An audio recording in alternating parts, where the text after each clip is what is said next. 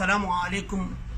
Salam alaikum wa rahmatullah ta'ala wa barakatuhu. C'est votre frère Khali Mamadou Diallo, mauritanien, journaliste, militant, jeune activiste, citoyen tout court, qui s'intéresse à son pays et qui aime son pays, la Mauritanie. Et aujourd'hui, je fais cette vidéo par rapport à ce que nous venons tous de voir. Le résultat final de nos inquiétudes, le baccalauréat version mauritanienne. Un taux de réussite de 8%, un taux d'échec de 83%, baccalauréat Mauritanie 2021. Je pense que si les autorités de notre pays ne sont pas capables de se rendre à l'évidence de l'échec cuisant de notre projet sur l'institution éducative mauritanienne, je pense que si les gens ne sont plus prêts à voir la réalité en face, nous allons continuer la descente au bas-fond de la honte. Pendant que les autres pays émergent, les pays voisins, le Sénégal, le Maroc, l'Algérie, d'autres pays. Aujourd'hui, nous sommes la risée du monde par rapport à une éducation. Par quoi faut-il commencer? Il faut d'abord commencer à situer les responsabilités qui sont partagées entre corps enseignants, État, parents d'élèves. La responsabilité est partagée, oui. Mais il y a toujours le premier responsable. Le premier responsable dans l'échec de l'éducation mauritanienne, c'est évidemment le gouvernement mauritanien. Pourquoi? Il faut que la politisation du système éducatif mauritanien s'arrête pour qu'on puisse arriver à des résultats valables et valides. Il est inconcevable que dans le corps enseignant, qu'il y ait des gens qui, malgré qu'ils n'ont pas de bras longs, malgré qu'ils n'ont pas de piston, ils aiment le corps, ils enseignent convenablement, mais quand il s'agit de distribuer les responsabilités, ces gens sont mis à l'écart au profit de ceux qui sont recommandés par des puissants politiques, par des chefs de tribu, par des généraux, par des hommes forts de ce pays-là, qui, quand il faut mettre l'homme qu'il faut à la place qu'il faut, eux, ils préfèrent mettre l'homme qui répond à leurs besoins, l'homme qui exécute leur envie politique, tribale, ethnique, raciale. Et aujourd'hui, si l'échec est là, eh bien, c'est parce qu'il y a une politisation de l'institution éducative mauritanienne. Il faut alors dépolitiser l'institution éducative. Ensuite, je ne suis pas celui qui va dire que tout va très mal, tout n'est pas bon. Non, je ne dis pas cela. Il se peut que dans le ministère de l'Éducation, qu'il y ait des gens qui ont de la bonne volonté. Mais cette bonne volonté aujourd'hui, elle est stoppée net par les affairistes politiques, par les hommes d'affaires riches, par les chefs de tribus, par les généraux qui influencent. Il faut le dire, il ne faut pas avoir peur de le dire.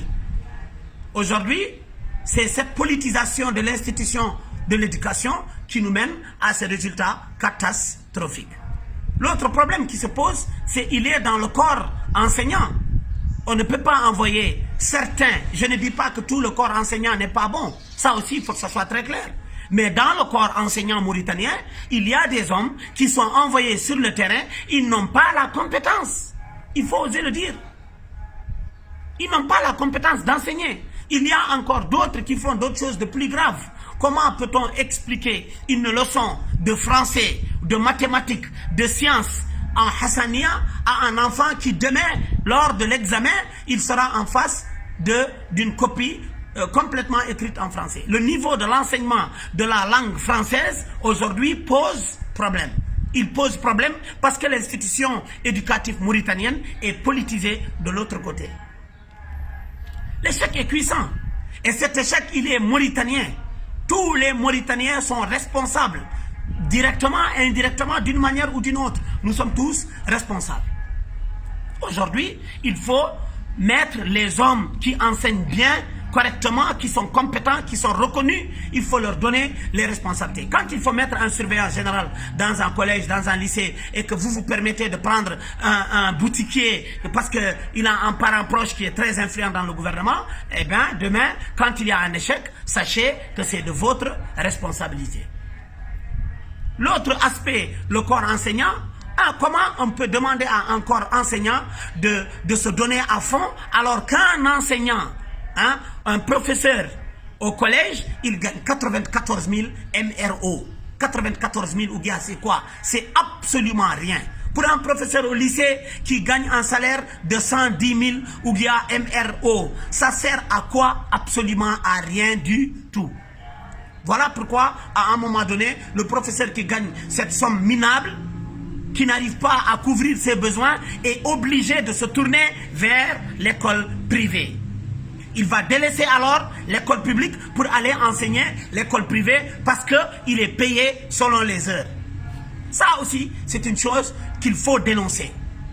Mais la responsabilité incombe toujours. Le premier responsable, c'est l'État. L'enseignant est responsable. Le parent d'élève est responsable. Il a une part. Chacun a sa part de responsabilité. Messieurs les décideurs, si vous ne vous réveillez pas, l'hémorragie sera inarrêtable. Et la catastrophe et l'ignorance vont gagner le peuple mauritanien. Les parents d'élèves aujourd'hui, qui eux aussi ont une très grande responsabilité. Pourquoi? Parce que tout simplement, on ne peut pas envoyer un enfant à l'école juste pour se reposer, pour ne plus le voir à la maison. Et quand il revient à la maison, il ne révise pas. C'est les corvées pour les filles. Le garçon, il est sur son téléphone. On fait ce qu'on veut à la maison. Il n'y a pas une surveillance collective des parents. Quand tu envoies ton enfant à l'école, quand il revient le soir à la maison, essaye de t'occuper pour savoir qu'est-ce qu'il a appris, qu'est-ce qu'il a fait. Mais certains me diront que feront les parents qui n'ont pas été à l'école. Là aussi, c'est une autre réalité qui nous fait face. Messieurs les décideurs, Monsieur le Président de la République, ça fait 2 ans que vous êtes arrivé. Aujourd'hui, la Mauritanie connaît son échec cuisant. Et ça, je ne vous le fais pas dire, c'est une réalité en face de nous. La Mauritanie a besoin d'une école républicaine où le fils du préfet, le fils du gouverneur, le fils d'un gardien de chantier, le fils d'un charretier ont tous la même chance d'être bien éduqués. Quand les écoles publiques de l'intérieur ont plus de résultats au bac que les écoles en Nouakchott, il faut se poser des questions. Elmina, Sepra, etc. Zéro admis. Pourquoi? Parce que les gens ils vont aller dans les écoles privées. C'est là-bas que se retrouve l'enseignement. Parce que l'enseignant qui doit être à l'école publique, il est très mal payé.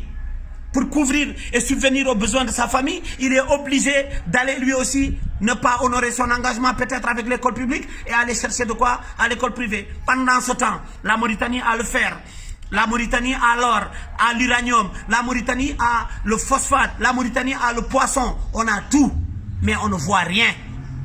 La Mauritanie a toutes les richesses du monde et toutes les richesses de la Mauritanie ne parviennent jamais à développer la Mauritanie.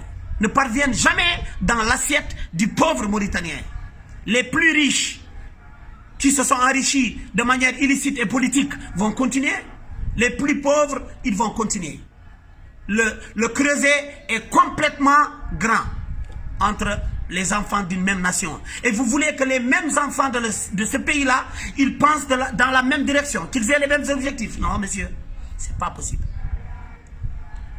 C'est bien de mettre une tenue uniforme à la rentrée scolaire prochaine. C'est bien. Mais c'est très bien de donner une bonne craie à un enseignant pour enseigner. Du vrai matériel didactique. Des sacs, des cahiers, des stylos, des ardoises. Et une compétence qui doit être mise en place pour pouvoir aider les enfants à mieux comprendre, à mieux apprendre. Aujourd'hui, certains se lamentent en disant « Oh, c'est triste, oh, vraiment, on ne s'attendait pas à ça. » Mais s'il vous plaît, on s'attendait à quoi?